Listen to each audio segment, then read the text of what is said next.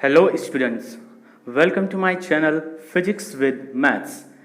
आज इस वीडियो में हम लोग गति चैप्टर के कुछ आगे के टॉपिक पढ़ेंगे। जिन लोगों ने मेरा इसके पहले का वीडियो नहीं देखा है वो डिस्क्रिप्शन में लिंक मैंने दे रखा है, आप वहाँ से देख सकते हैं। अगर आप वो वीडियो देखते हैं तभी ये वीडियो आपको और अच्छे से क्लियर होगा।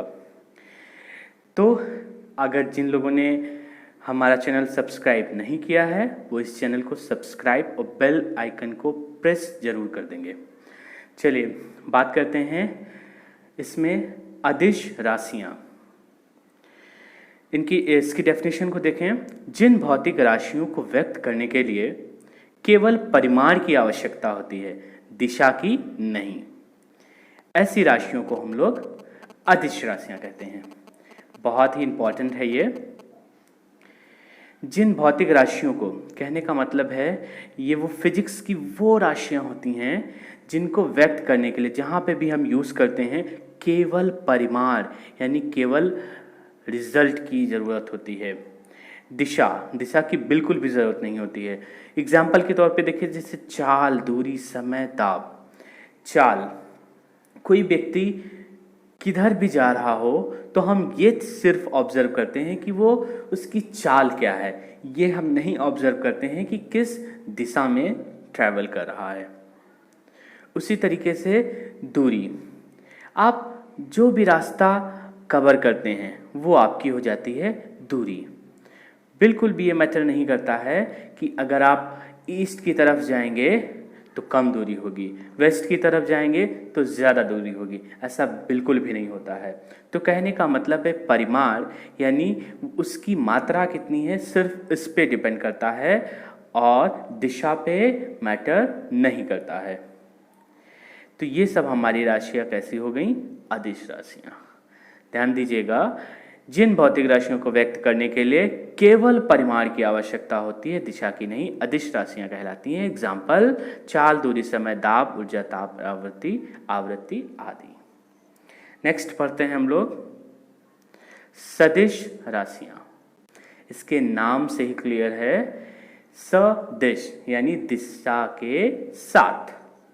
जिन भौतिक राशियों को व्यक्त करने के लिए परिमाण तथा दिशा दोनों की आवश्यकता होती है, सदिश राशियां कहलाती हैं। बहुत ही आसान है। जैसे कि बल, ये मैटर करता है कि बल किस दिशा में लगा है। सपोज ये है हमारी मेज और इसको हम गिराना चाहते हैं तो हम यहाँ से बल लगा के इसको ऊपर की तरफ लिफ्ट करेंगे, और यही अगर हम इसके मिड पे नीचे की तरफ फोर्स लगाएंगे तो ये बिल्कुल भी नहीं गिरेगी। कहने का मतलब है बल के लिए दिशा की जरूरत पड़ती है। तो ऐसी वे राशियां जिनको परिमाण और दिशा दोनों की जरूरत पड़ती है। परिमाण ये भी मैटर करता है कि अगर आपने दिशा एकदम सही करी लेकिन बल आपने 2 न्यूटन का ही लगाया, हो सकता है ये 10 न्यूटन के बाद ही उठे, तो परिमाण की तो जरूरत सबको होती है। नेक्स्ट है जैसे कि वेग, त्वरण, विस्थापन, संवेग, आवेग, बल, पलाघूर्ण इसको कहेंगे। तो ये सारी राशियां हमारी सदिश राशियां हैं और इन सब का हम फिजिक्स में बहुत यूज करते हैं। आगे हम लोग पढ़ेंगे अदिश राशि और सदिश राशि में अंतर। कुछ पॉइंट यहाँ पे मेंशन हैं, उनको पढ़ लेते हैं। पहला है, इन्हें व्यक्त करने के लिए केवल परिमाण की आवश्यकता होती है। डेफिनेशन से हम ये पॉइंट लिख देंगे। सदिश राशि में इन्हें व्यक्त करने के लिए परिमाण एवं दिशा दोनों की आवश्यकता होती है। बहुत ही अच्छा क्वेश्चन है ये, लगभग पूछा जाता है ये।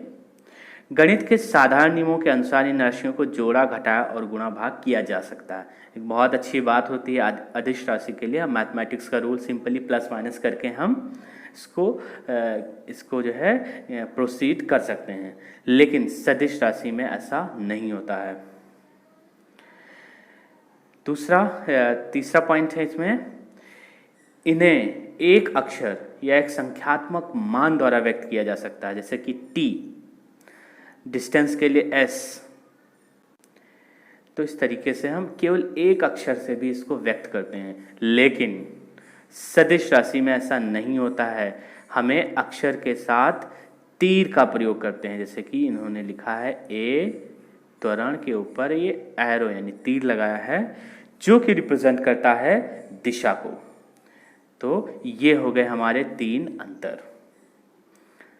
नेक्स्ट हम लोग पढ़ेंगे दूरी और विस्थापन। दूरी क्या होती है?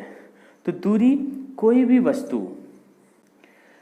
वस्तु जो भी रास्ता तय करती है, यानी वस्तु द्वारा तय किए गए रास्ते को ही दूरी कहते हैं। यानी वस्तु ने कोई भी रास्ता कवर कर लिया, वो हो जाएगी इसकी दूरी। ध्यान दीजिएगा। अब बात करते हैं विस्थापन क्या होता है। तो विस्थापन होता है 2 बिंदुओं के बीच में न्यूनतम दूरी। जो न्यूनतम दूरी होती है उसको कहते हैं विस्थापन। अगर यहाँ ध्यान दें तो एक चीज क्लियर होगी कि विस्थापन में दिशा आ जाती है, यानी दिशा की जरूरत पड़ती है। सपोज ये एक प्लेस ए है और ये एक प्लेस बी है। अभी ए से बी आपको पहुंचना है तो आपके पास कई रास्ते हैं, आप ऐसे घूम घाम के ऐसे पहुंच सकते हैं। तो ये क्या कहलाएगा? दूरी कहलाएगा।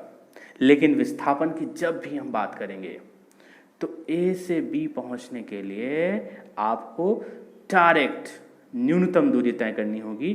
तो इसमें ये देखिए डायरेक्शन आया, तो कहने का मतलब है इसमें दिशा की ज़रूरत पड़ती है और न्यूनतम दूरी होती है, तो इसी न्यूनतम दूरी को हम लोग कहते हैं विस्थापन। आई होप कि आपको क्लियर हो गया होगा। अब नेक्स्ट है, इन दोनों में हम लोग अंतर देखेंगे। दूरी तथा विस्थापन में अंतर। पहला पॉइंट, गतिमान वस्तु द्वारा किसी समय में तय किए गए मार्ग की लंबाई उस वस्तु द्वारा चली गई दूरी कहलाती है। यानी वस्तु ने जिस भी मार्ग को जो है अपनाया है, फॉलो किया है, उस मार्ग की जो लंबाई होती है उसी को हम लोग दूरी कहते हैं। विस्थापन क्या होता है? डेफिनेशन से ही हम लिख सकते हैं, किसी निश्चित दिशा में, ध्यान दीजिए, देखिए दिशा लिखा गया है, किसी निश्चित दिशा में गतिमान वस्तु की अंतिम एवं प्रारंभिक स्थितियों के बीच की दूरी, यानी अंतिम और प्रारंभिक बिंदु की बीच की दूरी विस्थापन कहते हैं इसको। सेकंड पॉइंट है, दूरी में केवल परिमाण होता है। क्योंकि परिमाण तो सभी में होता है, तो दूरी में केवल परिमाण होता है, लेकिन विस्थापन में परिमाण व दिशा दोनों होते हैं। थर्ड पॉइंट, दूरी एक अदिश राशि है, हम लोग जानते हैं, सदैव धनात्मक होती, कभी भी ऋणात्मक नहीं हो सकती है। लेकिन विस्थापन की अगर हम बात करें तो विस्थापन सदिश राशि, क्योंकि दिशा की जरूरत होती है, यह धनात्मक, ऋणात्मक और शून्य भी हो सकती। बहुत अच्छा पॉइंट है, तो आप इससे ध्यान रखिएगा। कभी कभी ऑब्जेक्टिव इसी बात पे पूछ लेते हैं, इसी पॉइंट को ध्यान में रखकर। तो ये इस वीडियो में हम लोगों ने इतना ही सीखा। नेक्स्ट वीडियो में इसके आगे के टॉपिक पढ़ेंगे हम लोग। तो मिलते हैं नेक्स्ट वीडियो में।